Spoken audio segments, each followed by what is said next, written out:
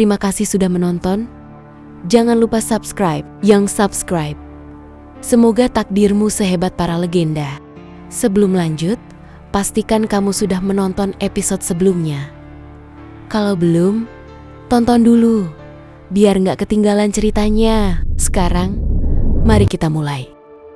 Gelap, dingin, tubuh Arya seolah melayang dalam kehampaan. Tidak ada tanah untuk berpijak, tidak ada langit untuk ditatap, hanya kegelapan pekat yang menyelimuti. Ia mencoba menggerakkan tangan, tapi tidak merasakan apapun. Di mana aku? Suaranya bergetar, menggema tanpa arah. Tubuh Arya tidak merasakan sakit, tidak ada luka, tidak ada darah, hanya kehampaan yang membungkusnya. Ia menunduk, mencoba menggenggam dadanya. Apa ini? Apa aku sudah mati? Suaranya lirih, menggema di kegelapan. Tidak ada jawaban, tidak ada suara lain selain detak jantungnya yang samar. Seolah berada di kejauhan, Arya menatap ke depan, ke lautan kegelapan yang seakan tak berujung. Jadi, ini rasanya mati, gumamnya pelan.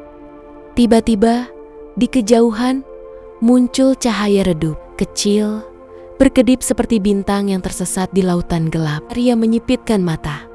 Apa itu?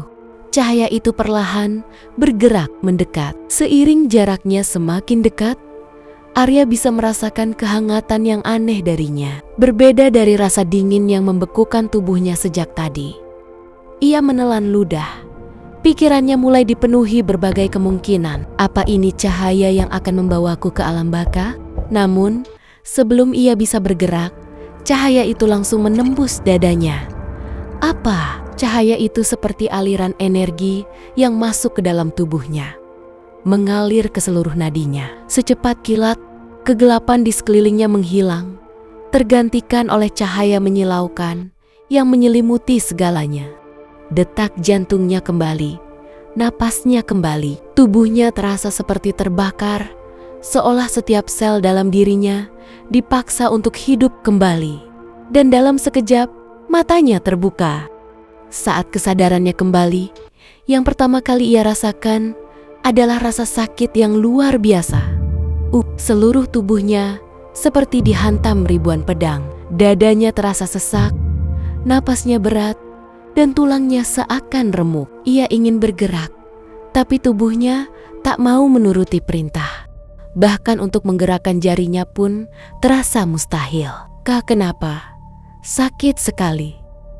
Ia mencoba mengingat kembali cahaya itu. Apakah ia benar-benar kembali hidup? Sebelum bisa berpikir lebih jauh, ia mendengar suara samar di sekelilingnya.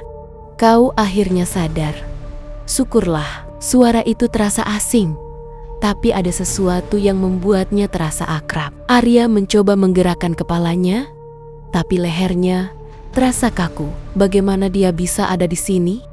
Jangan banyak bergerak dulu. Arya mencoba berbicara, tapi tenggorokannya kering. Perlahan, ia bisa melihat sosok seorang pria tua dengan janggut panjang, mengenakan pakaian sederhana, duduk di sampingnya. Tatapannya penuh kebijaksanaan.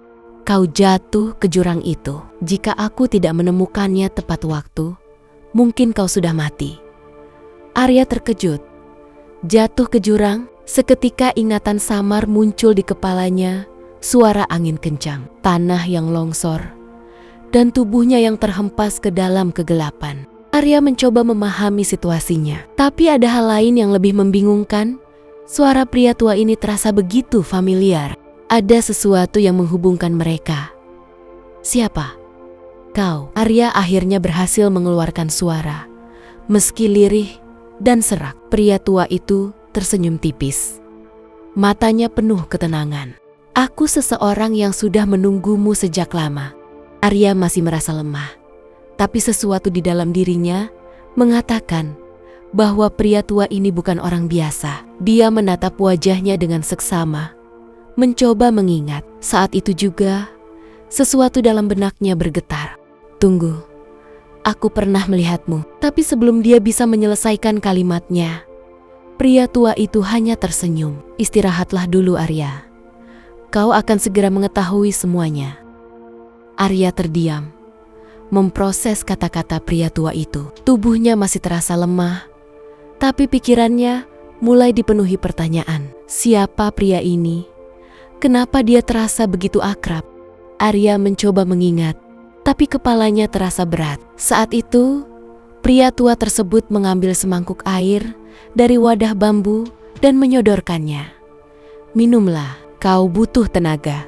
Arya menatapnya sejenak, lalu menerima air itu dengan tangan gemetar. Begitu air menyentuh bibirnya, ia merasakan kesegaran luar biasa, seolah mengalirkan energi ke seluruh tubuhnya. Air ini kenapa terasa berbeda?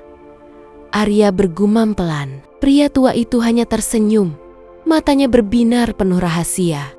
Saat Arya menghabiskan air dalam mangkuknya, ia merasakan energi hangat menyebar ke seluruh tubuhnya. Rasa sakit yang tadi menahannya mulai mereda. Siapa kau sebenarnya? Arya bertanya dengan suara lebih stabil. Pria tua itu menghela napas, lalu menatap Arya dengan penuh makna. Kau akan tahu saat waktunya tiba. Yang jelas, aku telah menunggumu sejak lama. Arya menatap pria itu lebih dalam, dan tiba-tiba perasaan aneh muncul dalam dirinya. Ingatan masa lalunya yang samar, wajah seseorang yang familiar. Tidak mungkin, Arya bergumam. Matanya membesar. Pria tua itu hanya tersenyum, lalu berkata pelan, "Aku kakekmu, Arya." Arya terdiam. Dadanya berdegup kencang. Kakeknya, tapi bagaimana mungkin dia tidak pernah mengenal kakeknya sejak kecil? Bahkan, keluarganya tidak pernah membicarakannya. Pria tua itu tersenyum kecil melihat ekspresi Arya. Aku tahu ini sulit dipercaya, tapi kau akan memahami semuanya nanti. Kenapa kau baru muncul sekarang? Arya bertanya dengan suara serak. Karena ini adalah takdirmu. Kau harus menemukan kembali warisan yang telah lama hilang. Arya semakin bingung. Warisan? Apa maksudnya?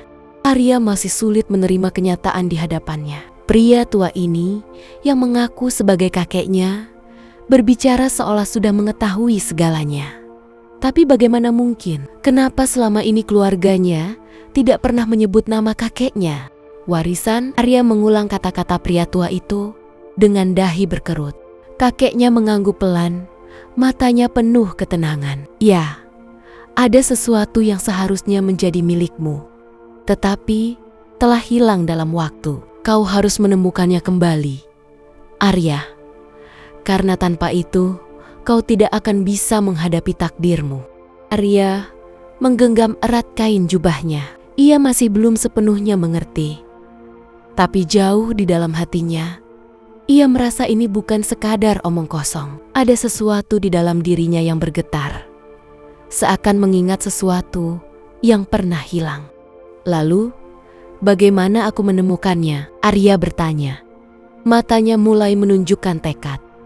Kakeknya tersenyum tipis. Kita mulai dengan langkah pertama, belajar kembali dari awal. Kakeknya membawa Arya ke sebuah tempat tersembunyi di dalam hutan. Jalan setapak yang mereka lalui penuh dengan dedaunan gugur. Suara burung hantu terdengar di kejauhan, menambah suasana misterius.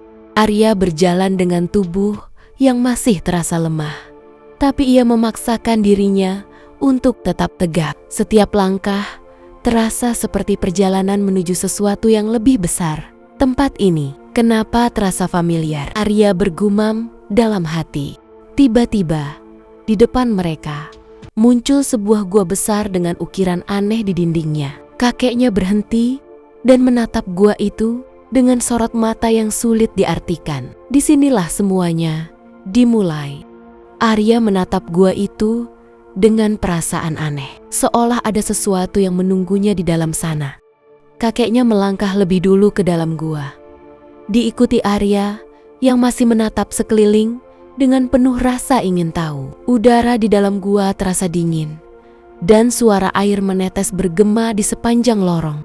Di tengah gua, terdapat sebuah altar batu besar dengan simbol yang bersinar samar. Arya merasakan sesuatu di dalam dirinya bereaksi terhadap cahaya itu. Apa ini? Arya bergumam. Tangannya tanpa sadar terulur ke arah cahaya itu. Tapi sebelum ia menyentuhnya, kakeknya menahan tangannya. Belum saatnya, Arya. Kau harus siap sebelum menyentuh warisan ini. Arya menoleh dengan bingung. Siap? Kakeknya mengangguk. Ya, kau harus menguasai dasar-dasar sebelum menyentuh kekuatan sejati. Arya menggertakkan giginya. Ia ingin segera tahu apa yang ada di balik semua ini. Tapi ia juga tahu bahwa kakeknya tidak akan berbicara sembarangan. Jika ia ingin mendapatkan kembali kekuatannya, ia harus berlatih lebih keras.